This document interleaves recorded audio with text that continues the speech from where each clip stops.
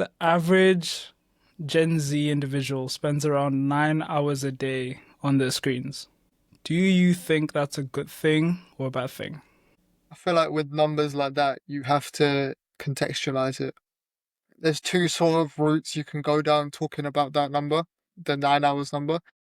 First of all, you have obviously the genre of people that 9 hours is spent on TikTok, on Instagram, and all they're doing is, they might do their work with their school, but any time they have where they have nothing else to do, they're spending in their bed, scrolling. Obviously, that's very bad for a number of reasons that I'll get into. But there is also a caveat that comes with these numbers is that there is also a genre of people, dare I say, like us, that, genuinely use these screens for our own benefit to grow our businesses, to make content, to read, for example. There is, I like to think, a growing population of young people like us that are using these weapons for our own benefit, if that makes sense. I remember seeing that it ranked what people were mainly spending their time on in those 9 hours. And it had content creation as number six. And when I saw that, it did show the shift, but the problem was the amount of time consuming was closer to 3.5 hours. Do you think there's going to be a shift where people spend more time creating compared to consuming? I would love that, but I think unfortunately the dichotomy of being a content creator is that in order to be a successful content creator, you need to have people consuming your content. And therefore, for every content creator that goes viral, there's 2 million people that were, scrolling. So I know I don't think we're gonna get to a point where there is more people creating than purely consuming. And I think that's just the nature of the world. But if we can get to a point, well, I'd like for the world to get to a point where everyone that even is consuming still gives sort of creating a try, even if it's not content creation or anything. They're able to recognize consuming and short form content for the not necessarily the unnecessary evil that it is, and they're able to take a chance with something creative of their own. So we might not be able to balance the scales, but as long as the overbearing consumer side recognizes the power that they have, that every content creator they see on the internet is just a person like them, I think that's the best path forward. You designed and created a page that got up to 130K followers. Why did you choose to make another page where you talk about philosophy? So it's a good question. And before we started this episode, you told me this podcast was something that you felt like you were meant to do for a while, but you were putting it off out of fear of too Yeah. perfect. And when it came, and that was what I felt the idea of personal branding was to me. I felt like I had to wait until I had a certain number of success until I myself could be in front of the camera talking about my own experiences. But I'm realizing now as I grow the second page that that wasn't true.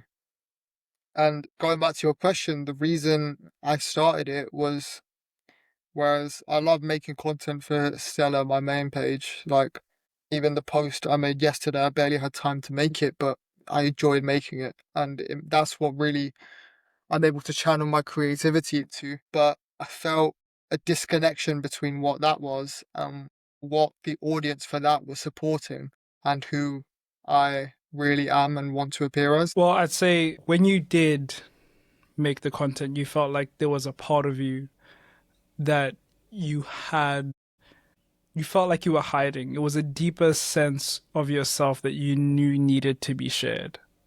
Do you feel like that part of you is the more or the truer you?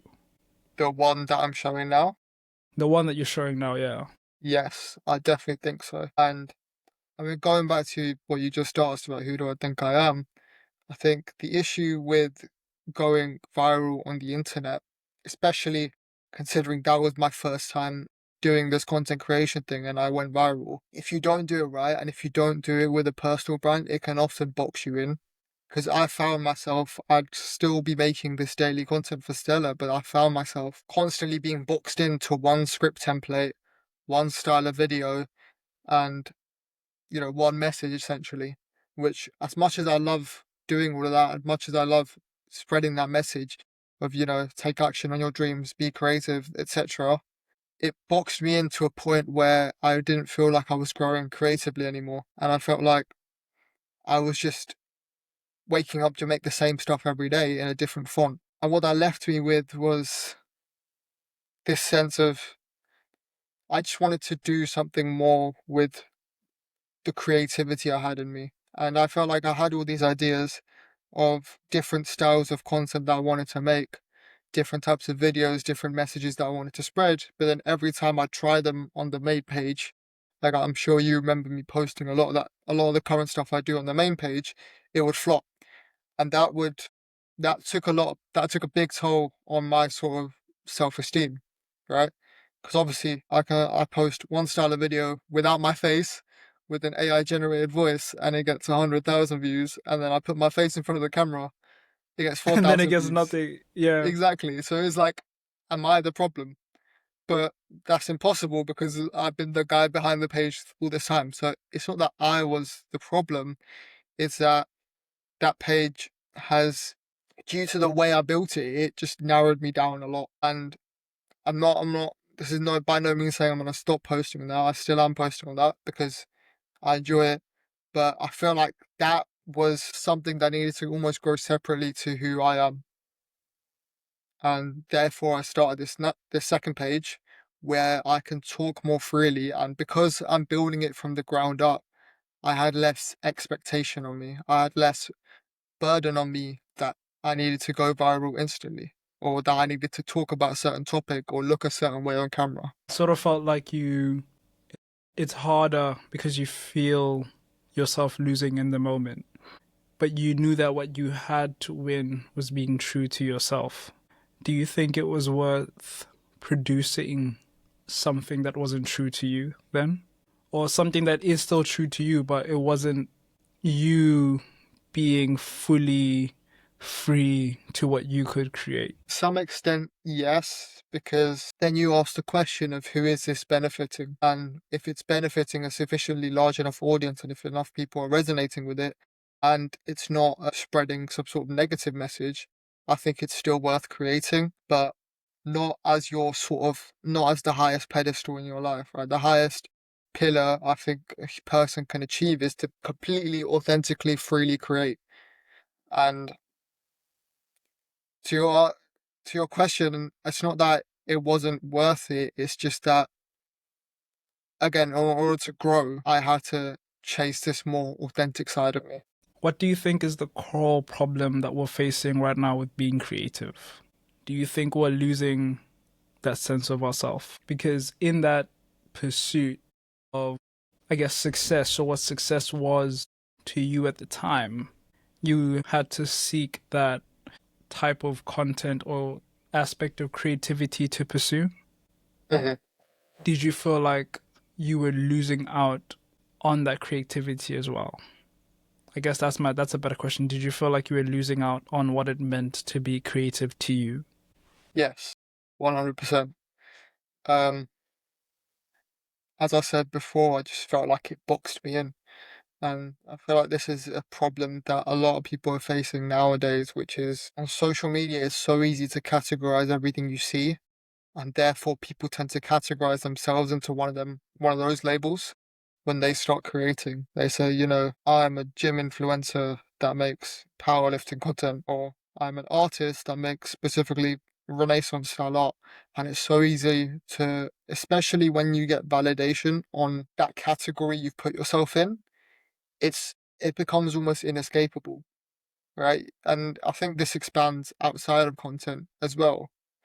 It expands into each and every one of our lives, where you take it, for example, your career path or the thing you choose to go to university for, right? I can tell you about myself, which is when I chose to do engineering, my parents were like over the moon, right? Obviously, engineering is like known as a sort of high quality degree or something. But And because of that, that sort of validated me and my identity that I am this student studying this. And then when I got to university and I started studying it and it didn't feel good, I felt lost because I built my identity on that thing. I know I'm off a tangent from creativity, but to round it out, I guess you gotta ask yourself is even if something may be slightly inauthentic to you, is it is the message, are you passionate enough about the message and are you able to absorb yourself enough with the process that it feels worth making? If it feels like you're just making it for the sake of it and you almost have no creative input left in the process, which is what I felt like I had, I'd just go on Claude or ChatGPT or something and say, this is my viral script, give me 50 variations of that. I felt I had no creative input left anymore because I'd use that same ChatGPT generated script. I'd use the same visuals for every video, put the same text on top, and it was almost like I was doing it as a chore, right? And I think that's one thing we cannot let our artistic output become is a burden because Mm. that defeats the point of it. I want us to put a pin in that university thing because I want us to get into that as well. Um, did creativity ever become? Did creativity itself ever become a burden? You mean the fact that I felt like I had to be Yeah, creative? yeah. Because you could say that if something is worth doing, it's gonna be hard. It's gonna require discipline. It's gonna require consistency.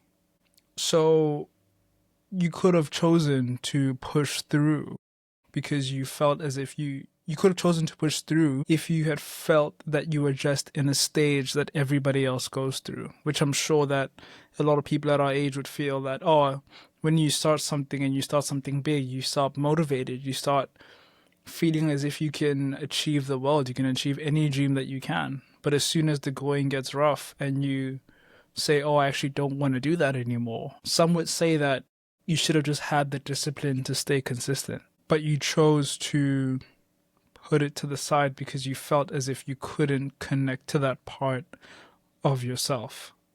Do you think that was fair? Do you think more people should be doing that too? Because because they'd feel as if that outlet that they're pursuing isn't for them at the time. To answer simply, I think yes, because in my personal story, I feel like I did push through it for a very long time. If I was to give you a time span, it would be probably October last year till about February this year.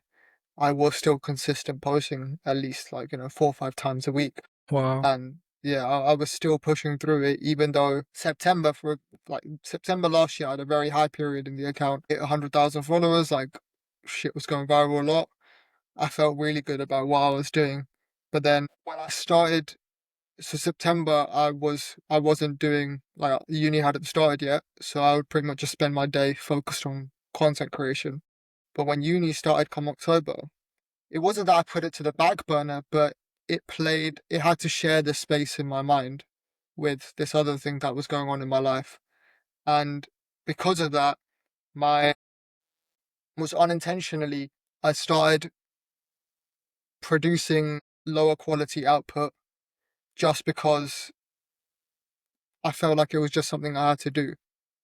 And because, again, going back to what I said earlier, I wasn't creatively in tune with it, that just led the content to suffer as well. And even though I was being disciplined, yeah, I'd spend a couple hours a day making the content, the output was lost because I wasn't creatively in tune with it. And in that, I think the message I want to share here is that there is power to saying no to things. There is power to giving up. And I'm not just saying, give up after 3 days when you start a new thing, but Yeah. if it's not working out for long enough and you don't, it's almost three questions you should ask yourself. Is this working in the metrics I want it to work in? For me, it was, the uh, the social proof, the followers, which I agree now is a bit vain, but it was at that time the social proof, the followers, all my videos going viral. Is it feeling true to you? And what is the quality of the output you're able to give as your best self on that day, right? And if all three of those things are faltering, then you gotta ask the question, is this really worth pursuing? And it's a tough question to ask because I'm grateful that I had the idea to do something else instead, which I do feel more authentic to, but not a lot of people have that.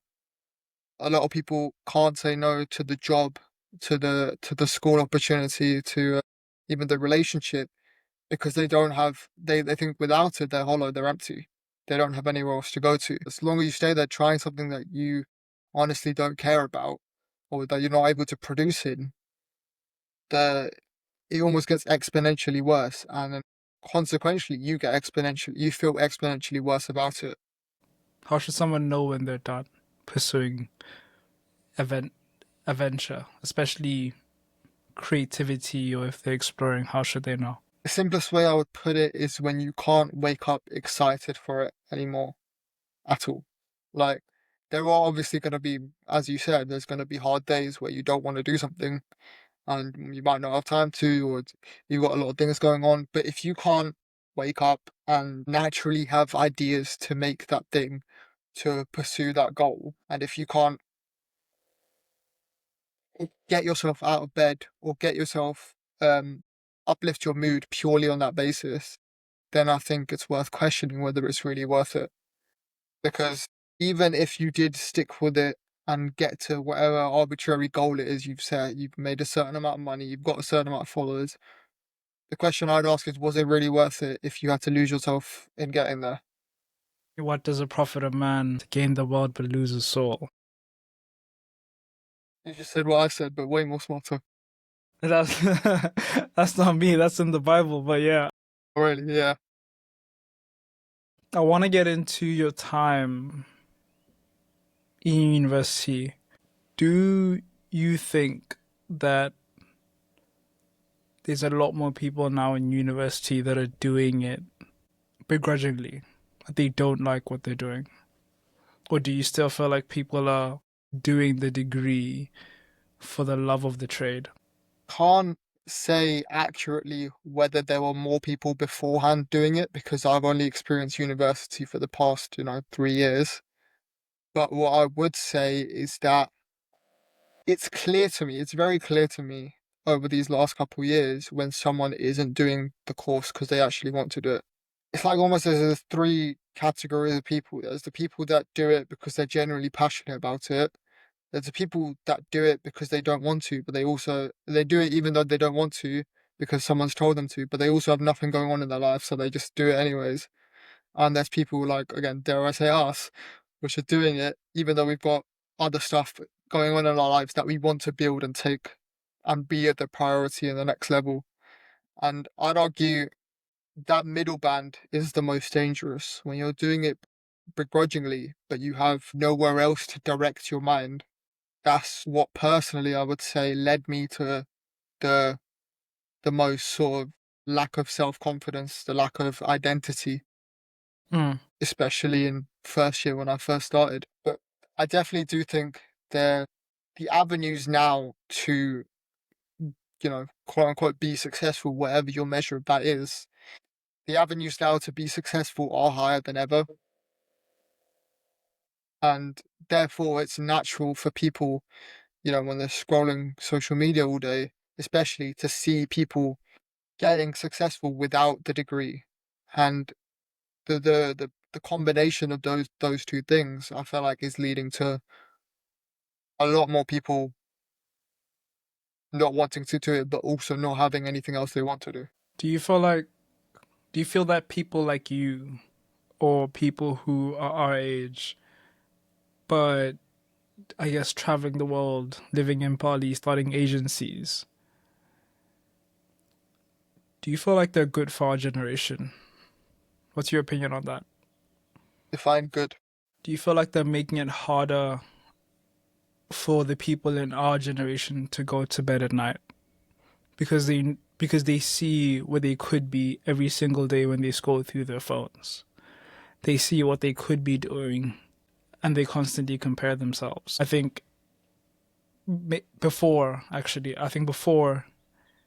it was a lot easier to not be happy with the position that you're in because you couldn't see yourself compared to where you want it to be.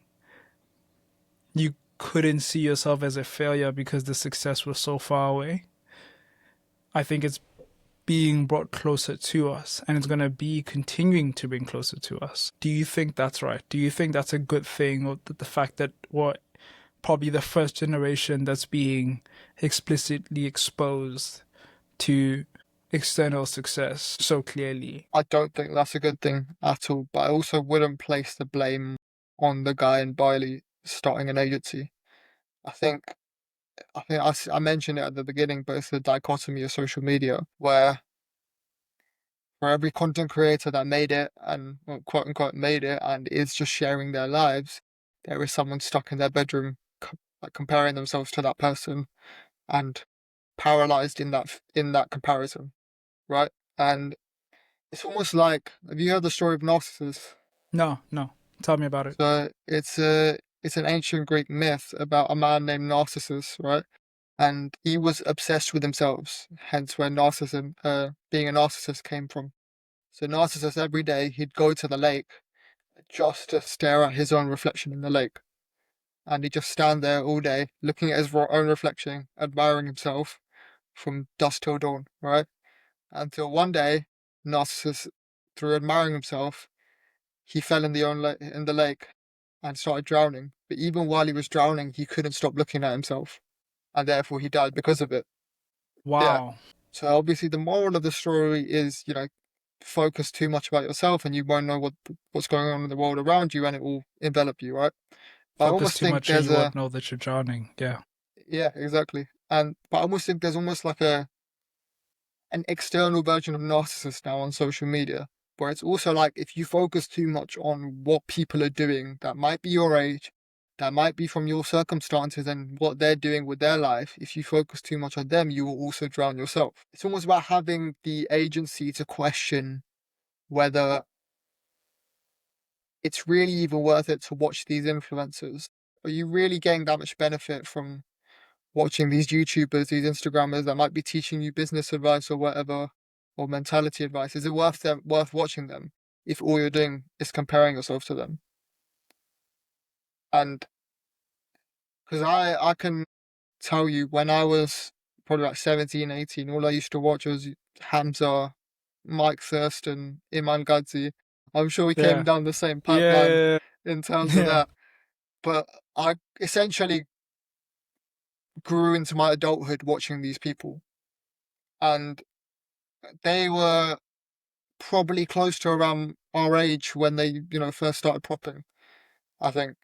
And that led me to this endless cycle of comparison where whenever I made a move and I failed because of it, I was like, okay, this person probably would have succeeded when they did that. So it made me believe that I was the problem. When in reality, every person you see on social media, for every post you see on social media, someone showing their life being all successful, you don't see the 50 times they've cried in their bedroom at night because they can't get Yeah. things right. And It even doesn't. probably Yeah. that same night where they recorded the video flexing their Lamborghini, they might have a terrible relationship with their mother and they can't even look their mother in the face, right? So the core thing is, can you detach yourself from the lives these people show you and look within yourself instead to understand that you are building your own story? Yeah, it's quite difficult to sell a brand if you're just showing the pain, if you're just showing the failure. Yeah, man, like, especially with this success thing, it's consistently showing you that, yeah, you could be doing this, you could be here, but you're just not. And it's your fault. It's not my fault, it's your fault. And Not to interrupt you, but they say it's your fault and then buy my course and I'll fix you. yeah, what's it called? Create the problem and sell the solution. Exactly. Exactly. Yeah. Damn. Freaking hell. That's what Actually, that yeah, trap wait. works. That's why that Yeah. business model works so much. Yeah. We're constantly selling problems that we create. Exactly. Yeah, and that's what just to add in a bit, that's what really kind of deterred me and made me really pause and think about social media and what it was becoming. I think Gary Vee said that it's no longer a social media, it's now an engagement media, and we're all Mhm. just competing with each other for each other's time. I was kind of stunned by that. It felt as if every time I opened Instagram or TikTok or whatever, it feels as if you are just a tool being used towards someone else's success. And it never feels as if it's someone genuinely trying to help you. Of course, there are those few that have that good intention until they sell you a $2,000 course on how to make it. And it just makes you wonder, one of the biggest questions or one of the biggest thoughts that I had was, would anyone here be doing it for free? But then to combat that, what's I was like, is that a good measure of whether or not someone actually cares if they can do it for free? I think it's almost impossible to live a life where you expect nothing in return for everything you do.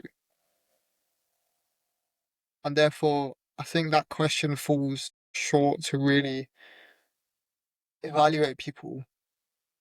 But I think if you take a personal lens on it, you ask yourself, if you strip what you're doing down to its core, if you had to summarize it in one line, right, would you still be doing that for free?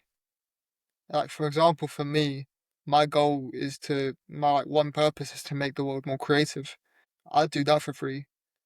But would I make, hours and hours worth of content and edit it for hours and hours and do that for free?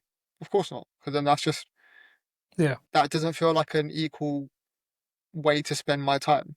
So yeah, it's almost like you have to zoom out to what you have to zoom out more to make that question mean what it's supposed to mean. How would you frame the question in a better way? What is the problem you would solve for free? What is the problem you would spend your life solving for free? Yeah, that's a good way to put it. So That's what's a your answer? good that's You asking me? Well, Yeah. ooh,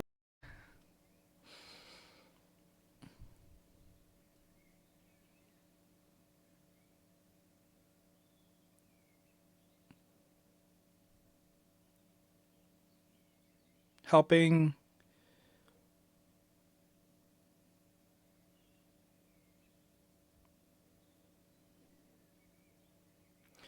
I'd say helping people believe and showing them how. Helping people believe and showing them how for free. I would do that every single day of my life. Um, I think a lot of people don't want to believe that they can do it, but that's because they don't know how to do it. And that's really what sparked this creative journey that I've been going on. It's showing that you can learn the how in the process, that it is tough, but it's worth it because on the other side of that is your truest self, is your happiest self. It's you being proud of the person that you've become, mainly because once you open your once you open your eyes and you see the fact that there is your position and your potential, it's quite difficult to close that door and to shut that perspective. So I'd say showing people their potential and showing them how to achieve it through systems and choices which are genuinely helpful and not mentally taxing. That was a beautiful way to put it. I especially like what you said about once you see your potential, that door never closes. Yeah. It haunts you at night and it wakes you up in the morning. Yeah. It's you are more motivated by the fear of not becoming the man that you can be than you are by the pursuit of the man that you want to be. I think that that's true for so many things. You gain the agency out of the fear of your own damnation, out of your own destruction, self-destruction. That is the biggest cause of agency. That's so true because I would even tie it back to biology. Like when a human's the most physically capable, it's when you're scared, when you're running away from something, or Yeah. when you're the life or death situation is when your adrenaline goes highest and suddenly you have humans running faster than ever or lifting things heavier than ever, right? Yeah. And I think the same thing applies in your own personal growth is so not only when you see the potential of who you could be, but when you flip the coin and see the other side of that, when you see the person you could also be if you didn't, for example, sort things out now, or if you didn't keep going on your dreams, who is that lower end person as well that you cannot let become you under any circumstance? After you've realized that you can't keep doing the same thing that you've been doing, what do you do then? First, I feel like you have to take it down to first principles, like those are almost one sentence messages that we both came up with. But you have to take it down to its core. And what is the problem you want to solve in this world? What is the change you want to produce in the people you see around you? And then from there, you want to build a life that revolves around doing that thing. For example, me personally, when I felt like, I couldn't, bluntly, I couldn't be a student anymore. I couldn't just, be a student that goes out on Fridays and goes gym every other day. That life, I felt like I couldn't live that anymore. I asked myself at its core, I want to be creative. I want to make something that people look at and go, wow, that's fucking sick. And therefore, it was just about what is the lowest friction way for me to start doing that. And at the time, I had already had some sort of graphic design skills and I was enjoying this style of content that I saw on my Instagram.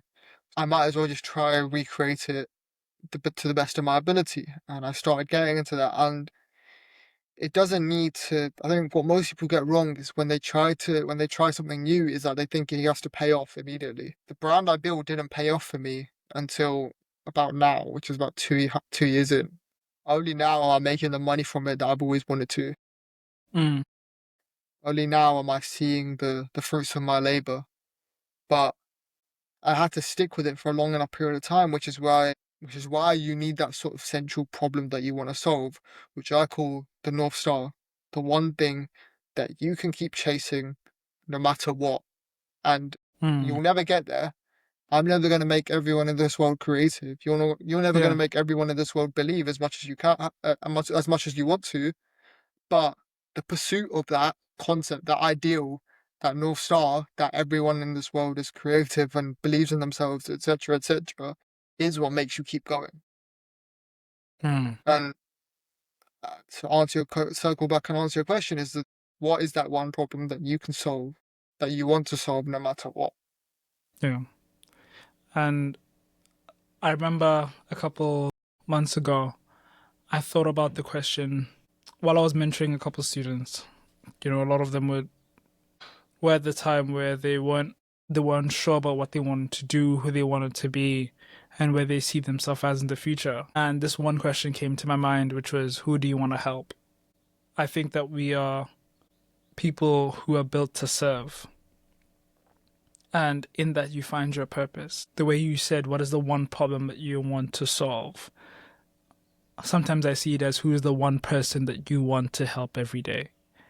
If that person came back every single day with the same problem, would you still be willing to help? And I think there's that beauty, but but I also think it's quite hard. Don't you think that it's quite hard to find that North Star? How can someone find their North Star? I want to link this to what you just said about like it's our incentive to serve people.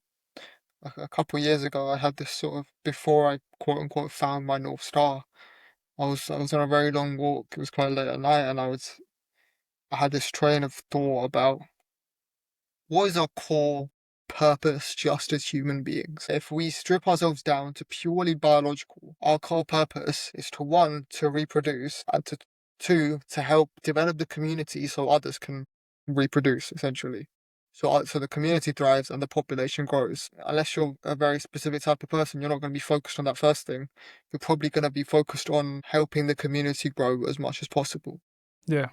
And then I'd say to your question, to what you said about who do you want to help, I feel like for 90% of 97% of people, they themselves have gone through something or are going through something right now, such that the person that you want to help is can just be your younger self. And for me, it would be me from 5 years ago when I was depressed and I didn't know what I was doing with my life and I was just playing video games all day and I had no identity and I would help myself, my younger self build that identity. So if you have nowhere to start from, that's where I'd start from. How can you help your younger self get to where you are now faster, better, happier, more successfully? And how can you help yourself get to where you want to be in that same way? Tell me a bit about the delta infinity. What is that? So it's a passage of writing I wrote a couple of weeks ago, and I don't remember what specifically triggered it, but I was just alone in my room and I started writing, and this is what came to my head. Alright. I've seen so much stuff online saying that you need to hate your current position in life to create drastic change. While that holds truth, it's not a prerequisite. Then I drew three people. I drew three people. You got the person that's in a quote unquote bad position in life, you got person in the okay position, and you got person in the good position. To get from bad to okay, you need some sort of change in life. We'll call that delta. To get from okay to good, you need another delta. And from bad to good is two delta, right? But from good, there is a place to go, which I called the hypothetical greater, which is delta infinity. There is no numerical value you can place to, there's no sort of money, like, I need to make this much money, I need this many followers, I need, this many cars. There's no sort of direct quantifiable way you can get to that hypothetical greater version of you. But the real magic and the real growth comes from that delta infinity. It's not change out of hatred. It's not change out of insecurity or discomfort or dissatisfaction or even desire. Delta Infinity is change because you're being called to change. It's waking up every day and wanting to get better simply because you're meant to. Improving at your craft because the world needs it. Becoming a better and stronger person because your loved ones need it. And being more authentic because the universe needs it. The question then becomes, can you find your Delta Infinity that you would pursue forever? Wow. Yeah, man, that's sick. That, yeah, that's sick, man. If you're listening to this, then find your delta infinity. It links up perfectly to what I said Yeah. about having that North Star, which in this passage I wrote as the hypothetical greater version of you. So you're never gonna get there, but you are constantly in pursuit of it. Not because you even want to get there, but I think the highlight is but you're being called to do it. How long do you think we should spend searching for this infinite delta, for this North Star? Because part of me also feels like we found it at such a young age. There might be people that say, what if I need to keep searching? What if I'm supposed to keep searching until, and I just never find it? I must do something in the meantime. Surely I should do something in the meantime if I haven't found my North Star. And then what do I do then? I get caught in the comfort of where I'm positioned. Surely being in that surely being in that journey of consistent discomfort isn't worth it. Unfortunately, I don't think there's an easily prescribed solution of, do X, Y, and Z and you will find your North Star. But what I do think is that it is probably, not even probably, it is the most important thing you will ever discover in your life. That delta infinity, that thing that can keep you going, that is the most important thing. So however long you spent finding it and you haven't found it yet, I'd urge you to spend longer. But that doesn't mean you spend your days doing nothing. I think that's what a lot of people get wrong when they're trying to figure out, what they should do with their lives. They just spend their time doing nothing, and then because what that leads to is a downward spiral. Because you're doing nothing, you're going to get dragged back into bad habits, and then you just say, "But I'm still trying to find out what to do. I don't know what to do yet." The number one thing I tell people is that if you can't find the one thing to do, then try everything. I go back to this concept from Robert Greene's Mastery, and he talks about the idea of the original mind, which is when you were a kid, you had this sense of imagination, you had this sense of curiosity where you would ask questions that made no sense. You would, play with your toys and build worlds in your head that no one else could see, and you would explore ideas that no one else told you to, right? And that was unfortunately taken away from us by the modern school system, by our phones and social media. Our original mind gets drained out of us in order for us to fit this societal box, this narrative of who we should be. But the ability to reclaim your original mind, to stop questioning again, to stop being imaginative again, and most importantly, to start being curious again, to try things that no one else has told you to try. You might be the most, straight A physicist of all time, like straight A physics student of all time, and feel purposeless, but maybe you should just try painting. But no one's going to tell you to try painting. No one's going to tell you Yeah, to stop playing the trumpet, right? yeah, But as if you were a kid, you would just, maybe see someone else do it, or you'd see it on TV, or you'd see it around you, and you just want to do it yourself, and no one could tell you no, right? As a kid, I don't know about you, but my parents always pushed me into like joining more like extracurricular activities. I'd have my school, and then I'd go swimming, and then I'd go football, and then I'd, do some art thing at school. You know what I mean? As kids, yeah. we seem to be, the society seems to be more open with diversifying kids just to box them up when they become adults. And if you can embrace that diversification of your soul again, if you can just try things every day until you find that one thing, I think that's the closest thing you have to a fixed way to finding your North Star. But you need the willingness to try and be shit at things and not be good at things. And, it'll go wrong and people will find you weird. And it might even feel empty at times because you're not getting any validation from it. But the beauty about trying things, when you find that North Star and you work on that, the beauty of doing that and trying things is that you start to do things just out of the love of it. And you rewire your brain to not crave the validation. You rewire your brain to just do the artwork, to just make the thing, to try the sport just because you want to enjoy things and feel more alive, like you did when you were a child. Don't you think that's a bit dangerous though?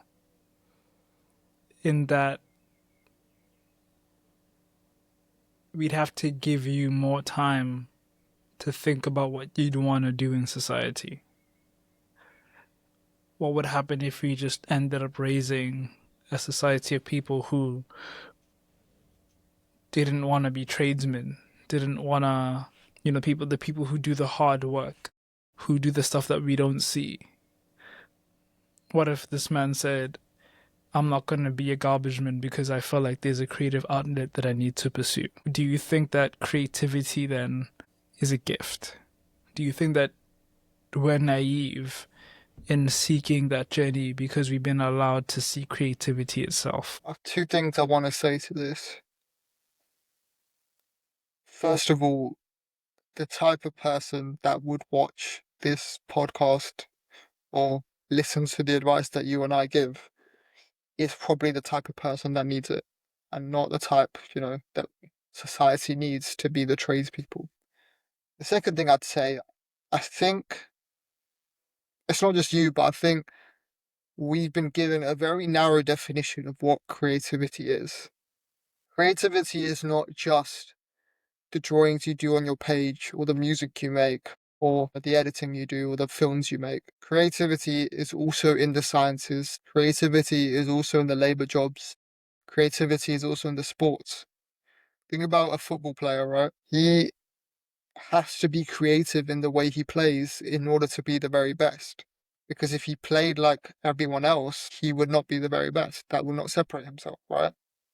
Think about the way a football player moves around a pitch. He has to be creative. He has to come up with ideas in order to win. Even though it's not necessarily something that's new, but Exactly. it's something that is for the moment. You know, Yeah.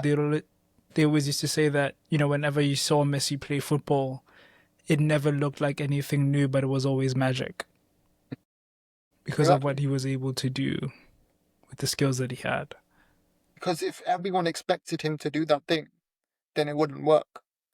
But Mm. the concept of novelty that comes with him doing that thing, that comes with the rocket going around the moon, Artemis 2, that comes with that. That comes with even a person, even like a builder making a house, and he has to figure out how to construct it the best way for certain weather conditions.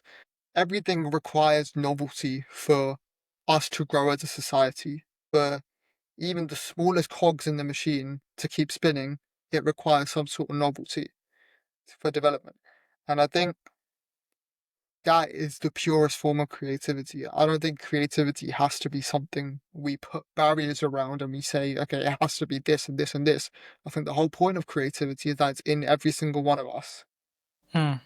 How we choose to express that is up to us. Is our generation getting more or less creative with AI? I read a very, very powerful quote on Substack a couple months ago. It was in response to someone saying AI is going to make all of us dumb and less creative. But this person, I can't remember who it was, but he said AI is going to make smart people smarter and dumb people dumber. And it's either you will use AI and try and replace the most creative part of your work, and therefore you will become less creative, or you will use it as a tool to fuel your creativity and therefore become more creative. If you approach this in the lens of, AI video generation's getting better than ever, our filmmaker's going to get replaced. AI photo generation's getting better than ever, our photographer's going to get replaced. And I think no, because if you take away the lens of social media, on social media you can't differentiate whether this, it will at least get to a point where you won't be able to differentiate what's made by AI and what's not. But if you look around you in the real world, everything requires someone to make something. That's a very blunt way of putting things, but the houses I see across the street are going to still require creative people, regardless of how good AI gets, right? People are still going to keep drawing on their sketchbooks and turning that into prolific artworks because that's the human nature. And if there's anything that will persevere, that is the people that truly embrace their creativity, they will keep being creative. But the people that don't, I think it's only going to get harder for them. How can we be intentional with our creativity now that we have AI? Ask yourself, what are the parts of the process that no matter what will seem like a pain to me? And then I would say those are the processes that you are, I want to say better off, but if you want to use AI, that is the best part to use. That is the best thing to use it for, is those processes that no matter what, you can't get your head around. For a while, I've always loved video editing, but I just couldn't wrap my head around writing scripts and coming up with ideas for that. So I delegated that to AI, and it worked. It got me a lot of views, it got me the virality, and I was able to focus on what I loved. But recently, I've shifted to not even using AI to write anymore. I have this journal that I write in every day. Off the top of my head, I write my scripts. But now the part that I don't like in my sort of content creation process is content analysis. I have a folder full of videos that I like and I'm inspired by. I hate having to go through every single one and watch them and find out what works and analyze the scripts on my own. So instead, I have a tool that transcribes the scripts for me, and then I ask AI, why does this work? What can I take from this for my own brand? So if you want to use AI most optimally for your creative process, do it in the part where you feel least creative in. But keep the main artistic, expressive self of yours completely clear of AI. I would never use AI video generation, for example, because that's my most artistic self is when I'm able to make videos. What do you think is the path that we're headed then? Because most people follow the path to least resistance. If AI keeps showing you that I can make it easier, I can make it easier, I can make it easier, where do you think we could be headed with that? A friend of mine asked me a very similar question, and I told him AI might be able to lower the barrier of entry to make it easier to get into a certain trade or art or easier to make things, but consequently, that's going to raise the barrier of excellence. If everyone Mm, can make something, then to stand out, you have to be really, really good at that thing. yeah. And 99% of the time, that requires pure human artistic input to really stand out. If everyone can write scripts now, everyone can ask ChatGPT to write scripts for them now, but to really make videos that impact people, you have to have some human element to it. That's why so many more storytelling videos are performing way more. Yeah. People are following the creators that feel We true, and they're not yeah. selling something to them, they're just telling their story and their experiences. I actually wanted to get into that because I've just been seeing that on Instagram the talking head format has been popping off. And that's because people have been gravitating towards being authentic and showing themselves just um, being on a camera. But at the same time, you can. I remember seeing a video of how to make a talking head video, which was a creator dissecting the script that they used, reverse engineering it with AI, putting the cameras in multiple positions to make it seem as if they just thought of the concept, and starting off with a specific hook, angle, and structure to make it seem great. And then it kind of feels like you just reverse engineered the authenticity. That kind of seems as if you're creating authenticity in an inauthentic way. I've thought about that before. I've written it somewhere here. I call it performative authenticity, where in an age where, as I just mentioned previously, that AI is it's gonna become harder to separate AI and human content. Humans will start acting more human. They will start trying to be more authentic, and because of the way the human mind likes to systemize everything, they will try to find the frameworks and the hacks and the systems to appear Yeah, more authentic, even though inadvertently by doing that they're becoming less authentic. yeah. It's almost like they're sort of tying a knot just to end up in the same place. It kind of feels as if they're not seeing the snake eat itself. It's thinking that it's getting better, it's getting well fed, it's getting nurtured, but it's actually destroying itself at the same time because it's losing out on that element in which people were gravitated to it by. Not saying that structure isn't important, it is, but it's the pursuit of that external validation through inauthentic performance of authenticity display. And then it makes you wonder, humans look for authenticity, how much more? What is the next showmanship of authenticity gonna be?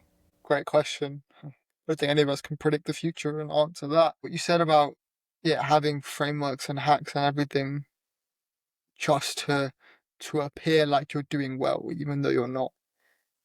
It is very interesting, and to go on a bit of a tangent, it's something that when you see all these creators, advertising you a certain workout routine, advertising you a certain morning routine or a way to track your life, and I feel like I've tried those things, and somehow I lost my authenticity because of it. Like Mm, for the life of me, I cannot stick to a habit tracker while still like feeling like myself. mm. And that seems like I'm just like copping out or something. But I swear Just giving again, up. I'm being real. We're entering an age. Well, I don't even think we're entering. We've been living in an age where optimization seems to be the king, as if.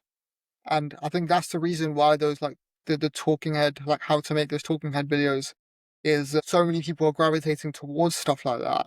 Is because people want to find a way to enhance every aspect of their lives with the least amount of work. And whether that's the perfect workout routine that's gonna, 100% get you fit, or whether that's the how to make the exact type of video so that you'll appear like a master content creator. Mm, People seem to gravitate towards that easiness factor mm.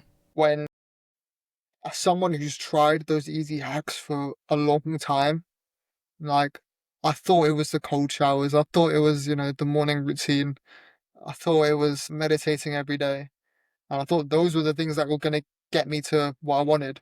I thought it was replicating content that I saw other people make. In reality, your path is never just going to be that easy. Like, you just need to accept that your path to truly being your true, authentic self is not going to come easy. And to try and optimize your way through life, I feel like it's almost leading you astray. It's Mm. leading you to be a templated version that social media has prescribed you to be, instead of questioning yourself, what do I really want to be doing? It can almost feel as if we are pushing ourselves so far into authenticity until the authenticity becomes fake. It's I think it could end up being cyclical where the inauthenticity then becomes the authenticity. Yeah, And yeah, yeah. everything we see everything as cyclical. It's gonna come back around where we all just are gravitated towards the most cinematic, most AI full and everything, and then there's gonna be that flip in which we're like, no, like I don't want to be consuming this, and then we won't history repeats itself, and we try to dive back into authenticity again. I think you can probably see it in all different types of cultures, whether it be fashion or music or everything. And now it's just the trend now with our generation and AI. The only thing is that I guess our generation is probably the one that's experiencing the most amount of change, destruction, and chaos, and we're living in it to see what it could become.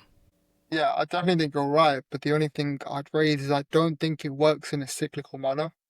I think every time there is such a passage, the two paths work in parallel. For every creator that optimizes everything using AI, there's another one that records in his bedroom with no script and just Yeah, tells his story, right?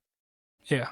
For every fashion trend that comes up, there's another brand that completely does their own thing and goes against that. And it's a concept I learned when I was studying fashion a couple of years ago. It's called anti-fashion. For every time a trend is made, for every time something goes popular, the antithesis of that thing will also start being more popular, right? Mm. Every trend you see, people don't want. There's also going to be a category of people that don't want to follow that just for the sake of not following it. And I'm one of those people. I feel like I've done that a lot in my life, where I've not done certain things just because everyone else is doing them. And even though AI feels like it's taking over the world right now, I feel like you're seeing the tip of the iceberg. Okay, that's not the right analogy, because yeah, that's not the right analogy. But I feel Would you like say you're it's a only seeing pendulum? almost, yeah, you're only seeing one Okay. half. Yeah, you're only seeing one half of the real image, Uh, right? Imagine there's two train tracks running in parallel, and you're standing on one side of the train tracks, right? And you see a yeah. red train. And on those train tracks, you have a red train and a blue train. You stand on one side, you're only going to see the red train. You stand on the other side, you're only going to see the blue train, right? We only see the bright side of the moon. Yeah, exactly. We don't know what's on the other side. For everything you do see, there's something that you don't see. Yeah. And I think I've begun to curate my feed on social media. Like, I will say social media is one thing I haven't been able to fully quit, but I've begun to at least curate my feeds to see more of that blue train, Mm. to see more of the other side, the less cinematic, hard scripted AI, and the more authentic side of content, where it's genuinely people trying to connect with each other. And for all the doom and gloom that the news and society and social media likes to prescribe on us, there is always a hope factor, which I like to go back to. And it's that, yes, shit might seem scary, there's wars going on, AI seems to be taking over, but also we have the gift of being more connected with each other than we ever have been in history. And the barrier to entry for making art, you can now make a film on your phone now. It's almost like, yeah, again, you see what you want to see. Neither of them cancel each other out, but you can't just avoid one thing and only look at the other. Aarav, man, you've been so awesome. I've learned so much about freaking out everything, but from creativity to Delta Infinity, man, you've just been awesome. You've been great. Like, where should people go for what you're doing? Tell the people about what you're up to right now. Instagram at Aarav Thoughts for my most authentic self, as we discussed. And then at Design by Stella for everything I do creatively. That's my creative agency. So if you're looking to grow your own brands, then contact me on there and we'll sort you out. My YouTube, I think this conversation has reignited the flame in me to start long form again. So my YouTube will be popping. I think my YouTube handle is at R of Stores as well. So subscribe to me on there. And yeah, anyone that wants to have a chat about anything on the podcast that we discussed, hit me up with a DM and I'd love to discuss these things. Yeah, man, awesome. Thank you very much. Thanks for having me.